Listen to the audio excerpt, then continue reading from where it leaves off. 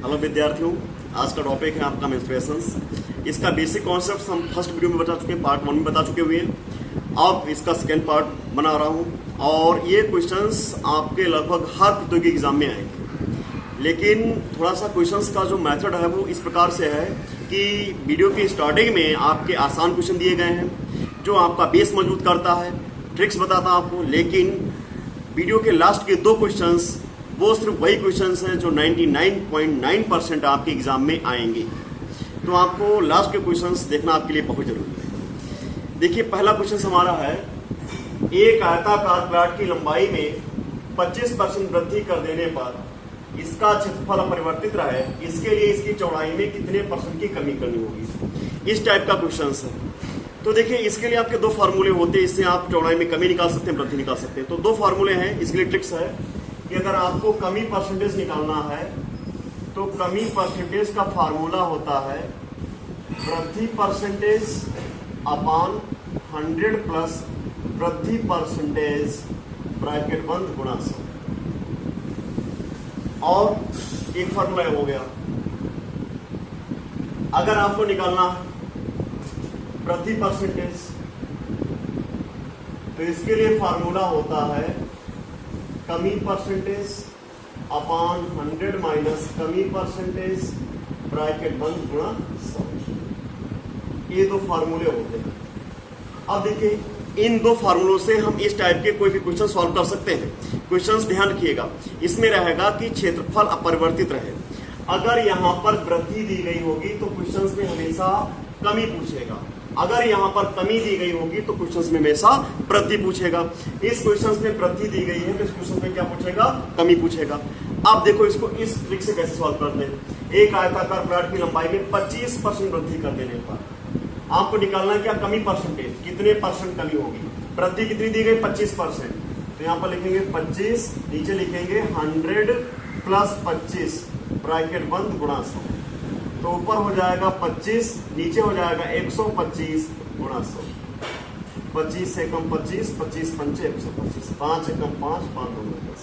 Finally कितना आ गया, 20%। तो आपका आंसर हो जाएगा कि 20% कमी करनी होगी। क्या आंसर आएगा, 20% कमी करनी होगी, 20% कमी करनी होगी।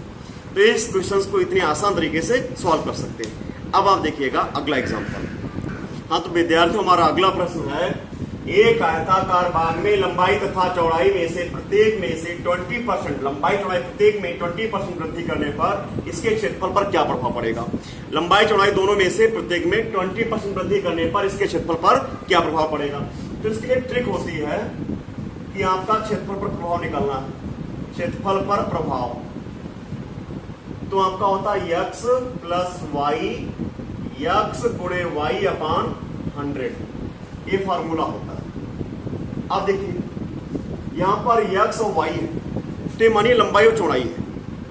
और अगर लंबाई दिया गया है, चौड़ाई दिया गया है, वृद्धि कमी, वृद्धि को हम प्लस से एज्यूम करेंगे और कमी को माइनस से एज्यूम करेंगे। यहां पर दिया गया एक आयताकार बाग की लंबाई तथा चौड़ाई में से प्रत्येक में 20% वृद्धि करने पर, मतलब लंबाई में भी 20% वृद्धि करना है और चौड़ाई में भी 20% वृद्धि करना है। तो यहां पर आप लिखेंगे 20 प्लस 20, यहां पर लिखेंगे 20 मल्टीप्लाई बाई 20 अपान 100, ये लिखेंगे। तो आपका हो जाएगा इधर 40 प्लस 4, 44 आएगा। अब ध्यान रखिएगा, अगर ये वैल्यू पॉजिटिव है तो क्षेत्रफल में वृद्धि होगी, अगर ये वैल्यू नेगेटिव है तो क्षेत्रफल में कमी होगी। तो आपका आंसर आएगा 44% क्षेत्रफल में वृद्धि। ये आपका आंसर आएगा 44% क्षेत्रफल में वृद्धि होगी। अब आप देखिएगा अगला एग्जाम्पल। हाँ, तो विद्यार्थियों, अगला प्रश्न है, यदि एक आयत की लंबाई में 20% वृद्धि तथा चौड़ाई में 20% कमी कर दी जाए तब इसके क्षेत्रफल पर क्या प्रभाव पड़ेगा। अभी हमने आपको ट्रिक बताई थी कि क्षेत्रफल पर प्रभाव, क्षेत्रफल पर प्रभाव, इसके लिए आप यूज करेंगे x प्लस वाई, x गुणे वाई अपान 100। अगर वृद्धि है तो प्लस साइन लेंगे, अगर कमी है तो माइनस साइन लेंगे। यहां पर देखिए, यदि एक आयत की लंबाई में 20% वृद्धि तो प्लस 20 लीजिएगा, चौड़ाई में 20% कमी माइनस 20 लीजिएगा। 20 मल्टीप्लाई बाई माइनस 20 अपान 100।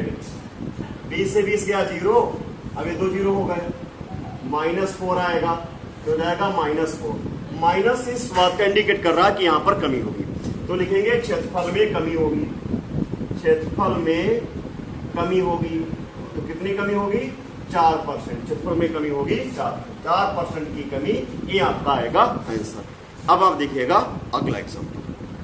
हाँ तो विद्यार्थियों अगला क्वेश्चन है, दो वर्गों के विकर्णों का अनुपात 2:5 है, तब इनके क्षेत्रफलों का अनुपात क्या होगा? देखिए पहले गिवन क्या है, दो वर्गों के विकर्णों का अनुपात, ये पहला वर्ग अपान दूसरा वर्ग, पहले वर्ग का विकर्ण अपान दूसरे वर्ग का विकर्ण, ए रेशियो दिया गया 2:5। अब देखिए वर्ग का विकर्ण होता है भुजा मल्टीप्लाई बाय √2, इसका होता है भुजा मल्टीप्लाई बाय √2। ये पहले का हो गया और ये सेकेंड का हो गया 2/5। अब आप देखिए √2 यहां पर भी है, √2 यहां पर भी है, और ये कांस्टेंट है, कट हो जाएगा। अब आपको निकालना क्षेत्रफल, पहले का क्षेत्रफल अपान दूसरे का क्षेत्रफल। क्षेत्रफल क्या होता है? भुजा स्क्वायर, भुजा स्क्वायर, भुजा का मान 2, अब 2 का स्क्वायर करिए 4, भुजा का मान 5, 5 का स्क्वायर करिए 25। तो अगर आप यहाँ पर अनुपात निकालेंगे कि पहला और दूसरे वर्गों के क्षेत्रफलों का अनुपात क्या होगा, तो आएगा 4:25। ये आपका आंसर आएगा 4:25, से आपका हो जाएगा आंसर। अच्छा क्वेश्चन था। अब आप वो क्वेश्चन देखिए जो आपके प्रतियोगी एग्जाम में आने वाले क्वेश्चन होते हैं। हाँ तो विद्यार्थियों अगला क्वेश्चन है, एक समबाहु त्रिभुज की माध्यिका की लंबाई x हो तो त्रिभुज का क्षेत्रफल कितना होगा? समबाहु त्रिभुज जिसकी तीनों भुजाएं बराबर होती हैं, ये मान लीजिए ये इकाई ए इकाई ए इकाई और ये माध्यिका, और इसकी लंबाई दी गई है x। अब देखिए समबाहु त्रिभुज का क्षेत्रफल पूछा गया है, तो ध्यान रखिएगा समबाहु त्रिभुज का क्षेत्रफल, समबाहु त्रिभुज का क्षेत्रफल, इसका फार्मूला होता है √3/4 इंटू साइड स्क्वायर इंटू भुजा स्क्वायर, √3/4 इंटू भुजा, यहाँ पर ए है तो यहाँ पर हो जाएगा a।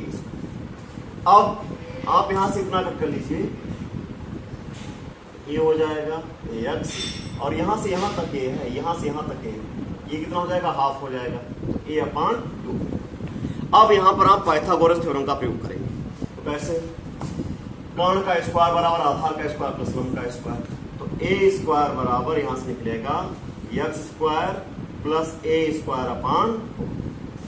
कर्ण का स्क्वायर बराबर आधार का स्क्वायर प्लस लंब का स्क्वायर। अब यहां से आप जो है a² इस साइड में ले आइएगा, a² minus a²/4 equal to x²। आपको आंसर x में चाहिए तो a² की वैल्यू निकाल दो, तो यहां से 4 हो जाएगा, 4a² minus a² equal to x²।